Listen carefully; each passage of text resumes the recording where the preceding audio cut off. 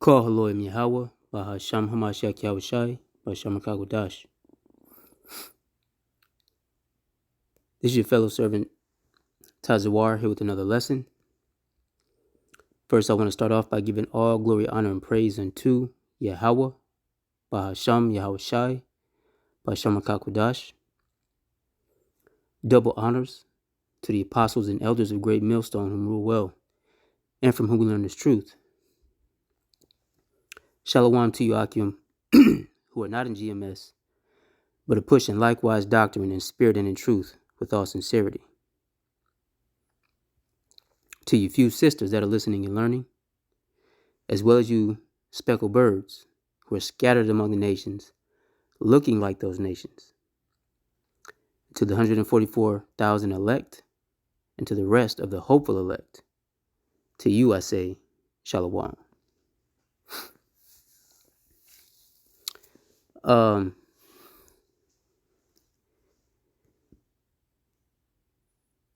This lesson is inspired by a short, like a short little tidbit, I'm gonna call it, that I saw the apostle Tahar go into. He was posing a question against IUIC, right? The Purple People Eaters. And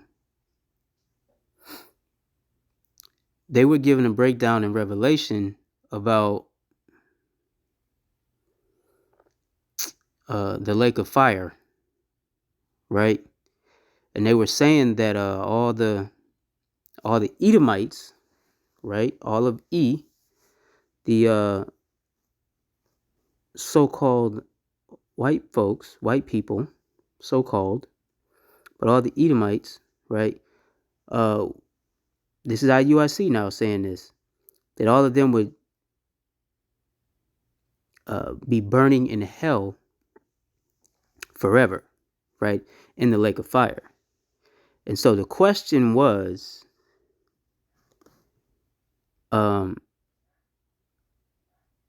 how are they going to serve us if they were burning in hell forever, right? So there was a lot going on that was that needed some correction in the video or the breakdown that IUIC was giving. That was a beautiful question that the apostle brought up. Houseway, if they're supposed to serve slavery, right? If they're supposed to go in chains, right? If he who leadeth into captivity shall go into captivity, here's the patience of the saints, roughly paraphrased. And we know that they still have us captive. We're found in their hand, right? The children of the diaspora and of the slave trade. Then how are they going to serve their judgment out? How are they going to serve slavery if they are burning forever? But this I want to touch on at a later date. What we're going to talk about today briefly is the guy kept saying that the beast, all right, is America, which, that needed some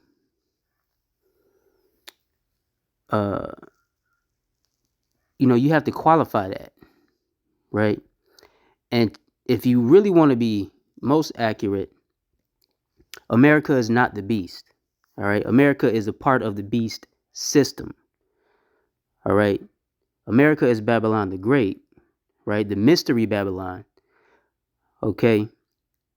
And we're going to get that. We finna go into the scriptures here shortly. But there was a whore that rides the beast. And the whore is America. All right? That's Lady Liberty, man. The whore. Okay?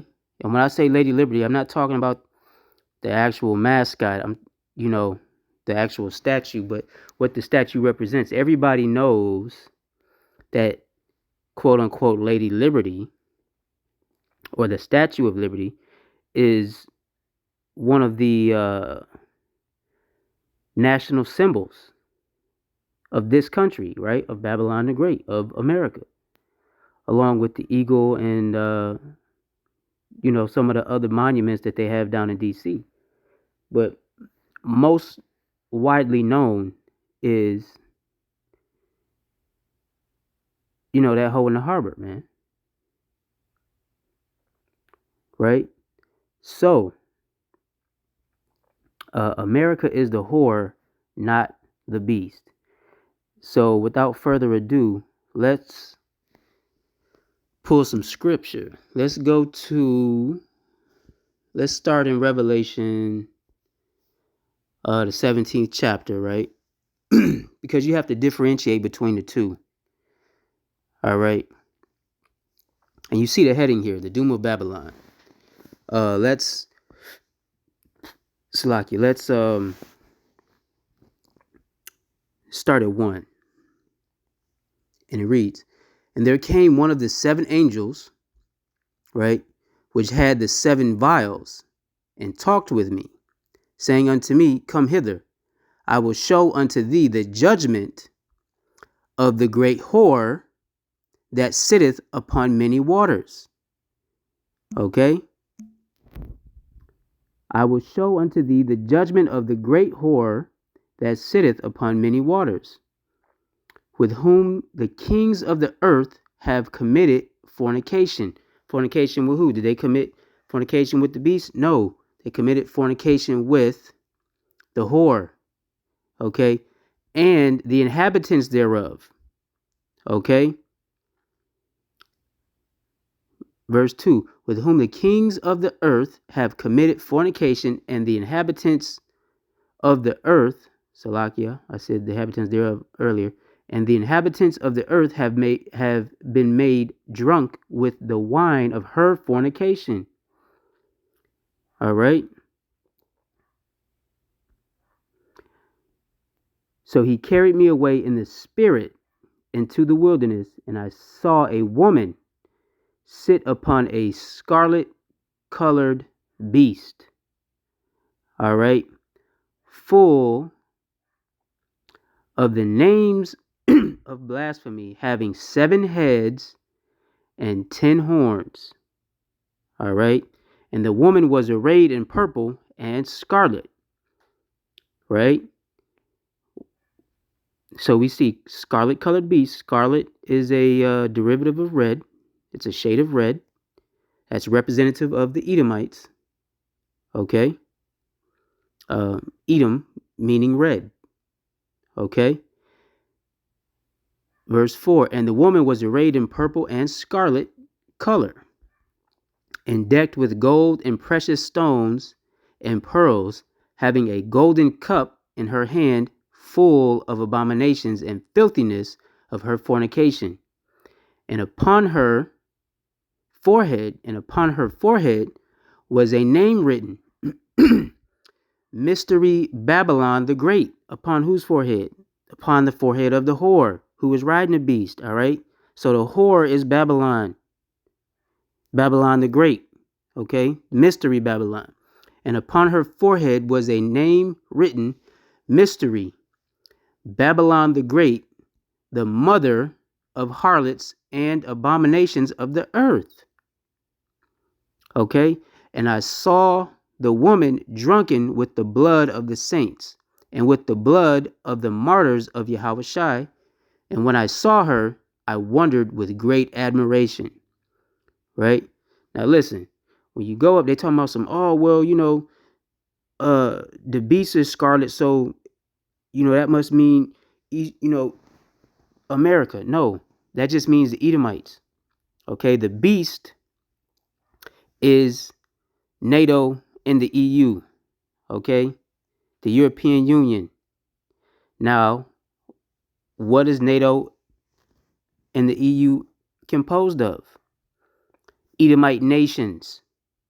Okay, it's Edomite nations. So that's the beast, a conglomerate of Edomite nations that the whore, okay, Mystery Babylon, which is America, is riding on the beast, which is riding on top of the conglomerate of those European nations, those Edomite nations, the EU. Okay? And we see this even in the politics, man. America is like the trigger man of the EU. So it's sitting on top of all those other smaller nations. It protects all those other smaller nations. It guides all of those other smaller nations. Right? Because when you ride something, you control it. Well, America, up until most recently, whatever America wanted to do the rest of the EU, they was with it. All the other countries had to get permission to have votes to go, but America do what the hell it want to do.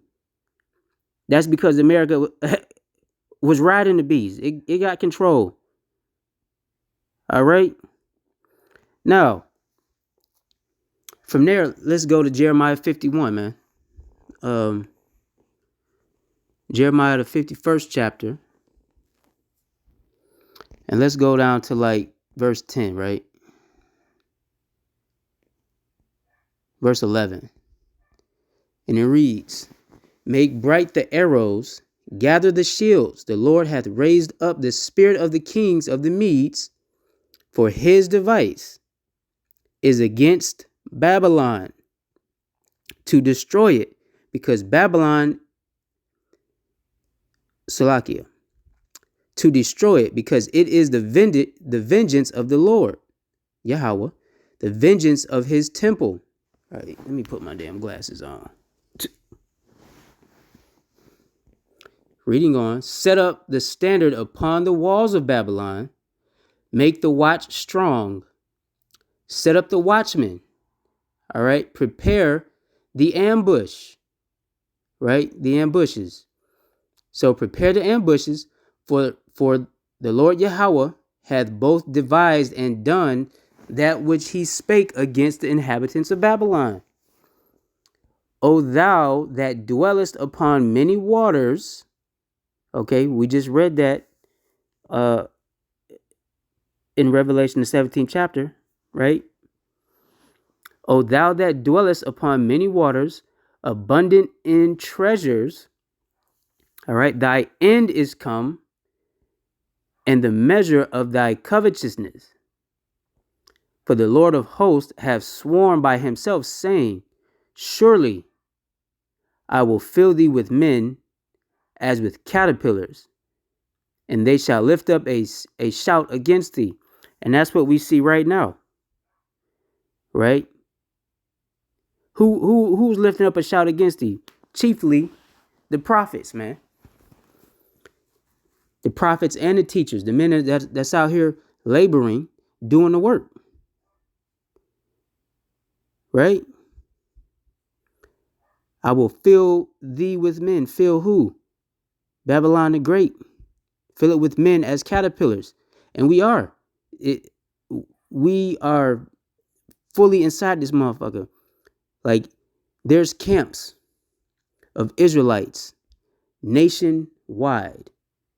All right. GMS alone got camps nationwide, spread abroad, like caterpillars in the garden, man. Slowly eating away at this place, chanting this place down. All right. Chanting the rulership, this kingdom down, man. And heralding the rulership of Yahweh Shai HaMashiach and his kingdom, which shall reign forever. All right.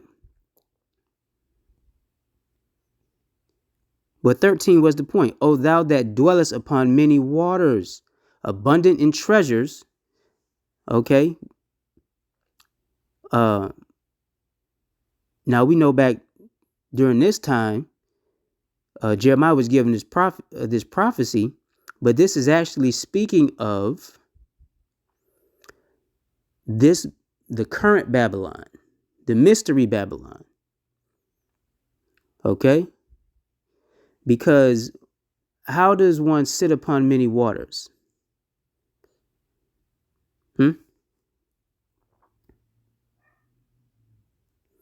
We're going to get that. but I wanted to show you the link between the two. I'll just tell you, the waters, all right, the waters and the seas represent the people. The scriptures tell you that. We're going to get it a little bit later. But also, it's awfully coincidental, all right, that the whore, Babylon the Great, right, because it said the whore that sits on many waters in Revelation has military bases in almost every sea and ocean in the planet, on the earth, right? Don't nobody got more military bases scattered abroad than America.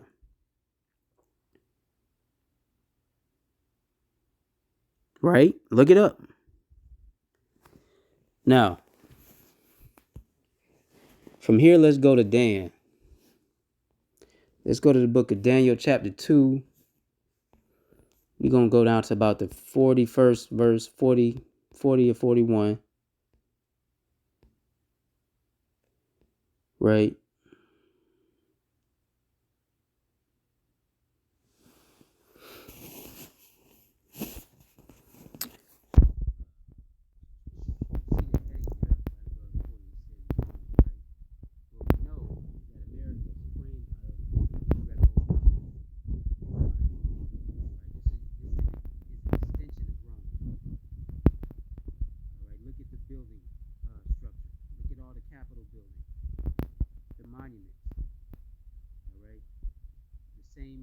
Two-party system as Rome, right? Same two-party system. Democracy. Okay, all these things come out of the Greco-Roman, line of thought, Greco-Roman philosophy, way of life. Okay? Anyway, let's start here at 41. This is Daniel 2nd chapter, 41st verse. It says, "And whereas thou sawest the feet and toes, part of potter's clay and part of iron, the kingdom shall be divided, but there shall be in it the strength of the iron," right? "For as much as thou sawest the iron mixed with miry clay." All right. "And as the toes of the feet were part of iron and part of clay, so the kingdom shall be partly strong and partly broken." And we see that right now, right? "And whereas thou sawest iron mixed with miry clay, they shall mingle themselves with the seed of men, but they shall not cleave one to another, even as iron is not mixed with clay." All right? So the iron represents military might. All right? When you go back into history and you look at the Iron Age, it's talking about basically the age of Roman warfare. Okay? And before that, what? You had the Bronze Era, right? Which is pretty much like the Grecian warfare. See, the Heavenly Father, man, left us breadcrumbs. Okay? What did it say? It said the feet were part of iron and part of clay. So the kingdom shall be partly strong, militarily strong, and partly broken, because this two-party system is no longer working for this kingdom, for this country. All right? "And whereas thou saw," verse 43, "and whereas thou sawest iron mixed with miry clay, they shall mingle themselves with the seed of men." All right? Seed meaning what? Sperm, we know, right? With the seed of men, right? So two things there. One, Esau literally has tried to hide himself amongst all the nations. Okay? This is one reason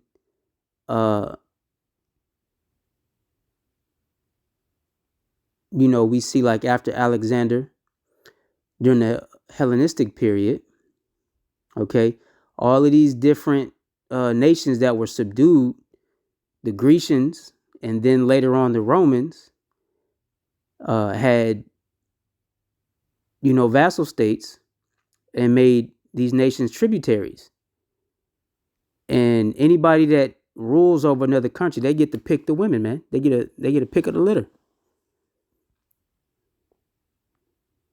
Okay? And they've mixed themselves among all the nations to try to hide their seed. But you can't hide from the angels, or that much less the Heavenly Father and his son, Yahweh Shai. Right? So you're gonna get what's coming to you. All right. And another thing,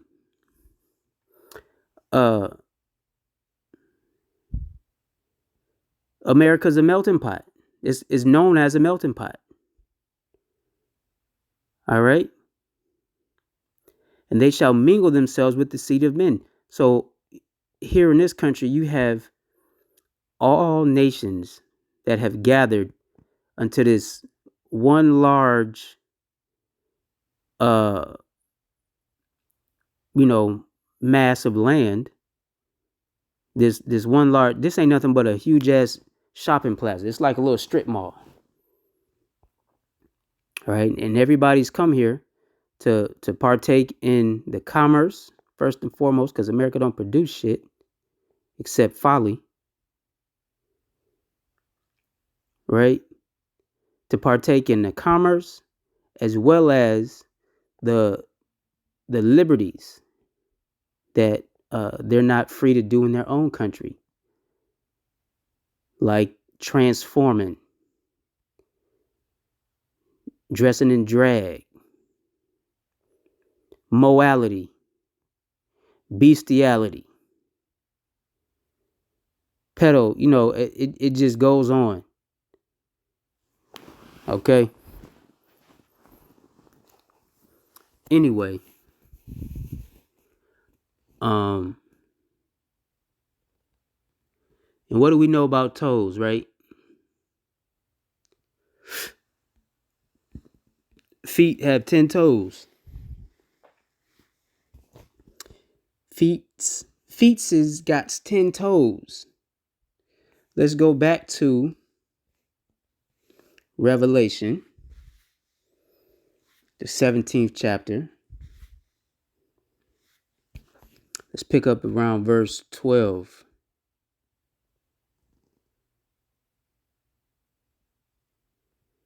Right?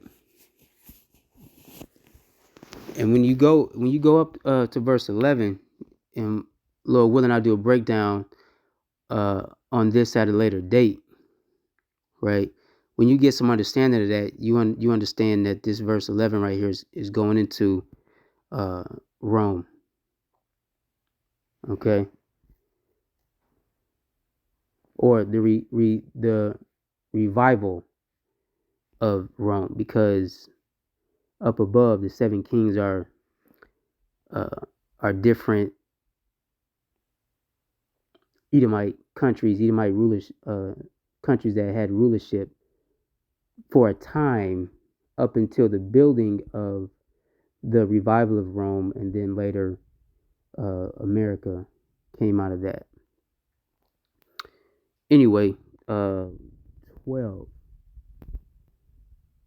Revelation 17 and 12. And the 10 horns which thou sawest are 10 kings, which have received no kingdom as yet, but receive power as kings 1 hour with the beast. All right. So remember, I told you that the whore was riding the beast. Right? The whore rides the beast. And the 10 horns which thou sawest are 10 kings, which have received no kingdom as of yet. Now, initially, it started out, the EU started out as the 10 common markets, I believe. All right. Now the EU has many more states, but the exception of it began with that. But the point I want to make is verse, again, it's making a separation between the woman and the beast. Right? It says that the beast had what was it, 7 heads and 10 horns, right? 7 heads and 10 horns. So, verse 12, the 10 horns which thou sawest are 10 kings. So horns go into power, right? Which receive no kingdom as yet, but receive power as kings 1 hour with the beast. Now let's grab this word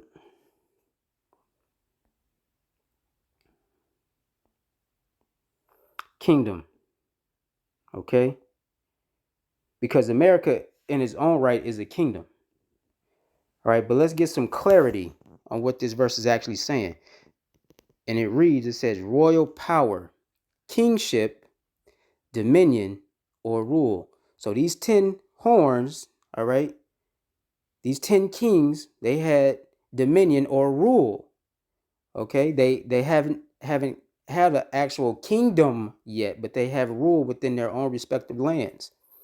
Now, A, it says not to be confused with an actual kingdom, but rather the right or authority to rule over a kingdom. So that's how we know it's talking about the rulership aspect and not the actual physical land of those 10 horns. Okay, the rulership, the authority over those kingdoms, because again, who has the bulk uh, of that power? Who has the majority of that power? The whore that's riding the beast.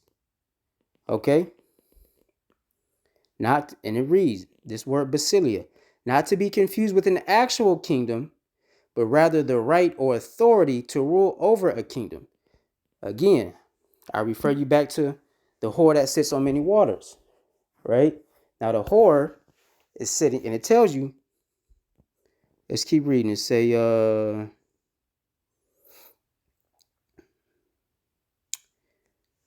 and the 10 horns which thou sawest are 10 kings which have received no kingdom as yet, but receive power as kings 1 hour with the beast. These have one mind and shall give their power and strength unto the beast. Right? So collectively, they all give their rulership, their strength and power to the conglomerate, to the beast. All right? Verse 14. These shall make war with the Lamb, and the Lamb shall overcome them, for he is Lord of lords and King of kings, and they that are with him are called and chosen and faithful. Let me see, I might gotta cut this one and do a part 2. And he said unto me, the waters which thou sawest, where the whore sitteth, this is the point I was getting, are peoples, right? So the whore that sit on many waters are peoples and multitudes and nations and tongues. So the whore is sitting on all these different people ruling. That's why up above it says those kings don't have a kingdom as of yet, because they gave all the authority to the conglomerate, to the beast, which the whore is controlling. Okay, which is the whore is sitting on top of that and riding it. Okay, which is Babylon the Great, America. Okay, and the 10 horns, verse 16, and the 10 horns which thou sawest upon the beast, these shall hate the whore, which we see happening right now because there's controversy in the EU, right? These prophecies are coming to pass quickly, all right? Shall hate the whore. Remember, the whore is riding the beast. So it said those 10 horns, they gave their power to the beast. And who? The whore is riding the beast. Now, and the 10 horns which thou sawest upon the beast, these shall hate the whore. Okay? And shall make her desolate and naked, and shall eat her flesh and burn her with fire. Right? Which hasn't happened yet, but it's future prophecy because the Lord has spoken it. You know, for Yahweh hath put in their hearts to fulfill his will and to agree and give their kingdom unto the beast. That word kingdom go into authority or rulership, right? The right to rule. until the words of Yahweh shall be fulfilled. Okay? And the woman which thou sawest, here we go, verse 18, and the woman which thou sawest is that great city which reigneth over the kings of the earth. So that woman is Babylon the Great, the whore. All right.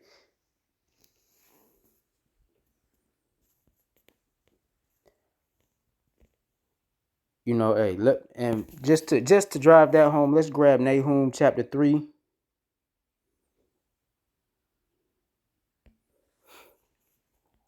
Nahum chapter 3 and 4. Right? Because of the multitude of the whoredoms of the well-favored harlot, the mistress of witchcraft, right? That selleth nations through her whoredoms and families through her witchcrafts. Behold, I am against thee, saith the Lord of hosts, and I will discover thy skirts upon thy face, and I will show the nations thy nakedness, and the kingdoms thy shame. Right? We know that's talking about a different time, but that naturally would be applied to Babylon the Great in today's time. All right. And of course, correspondence with all the verses I just read to you. So anyway, I got to shake, but I pray this lesson finds you well, and I pray it was edifying. Until next time, shalom, and may the blessing of election be upon your household.